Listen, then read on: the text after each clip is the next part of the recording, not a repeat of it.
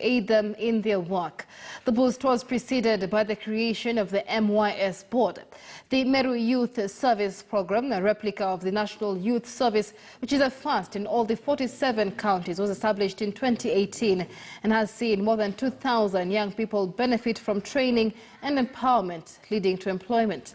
Beneficiaries of the program, on the other hand, are optimistic that this will aid them further in their work, especially during the COVID-19 pandemic, which has disrupted business and employment. The servicemen and women will also be sensitized on hygiene and public health education. Kutoka shule nilihangaika sana, maana nilikuwa naitwa vibarua, sikuwa na vifaa vya kufanya kazi, lakini sasa hivi nashukuru kwa sababu nimezipata. Niliingia shule nikachagua course ya electrical na mimi ninafanya kazi ya stima. Hizi vifaa zinanisaidia sana. Kama kuna drill hapa nilikuwa sina wakati nilikuwa nafanya kazi ya kutoboa mashimo, sasa hii kwa hapa itanisaidia sana kutoboa mashimo.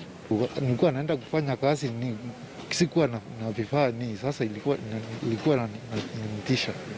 As we go forward, hata itakuwa kazi kufundisha wengine mambo ya hygiene, pahali huko.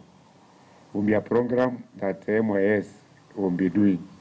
Na hata hiyo kwa sababu kuna vijana wengine walisomea mambo ya health, watapatiwa hiyo kazi ya lifting the hygiene standards in our villages.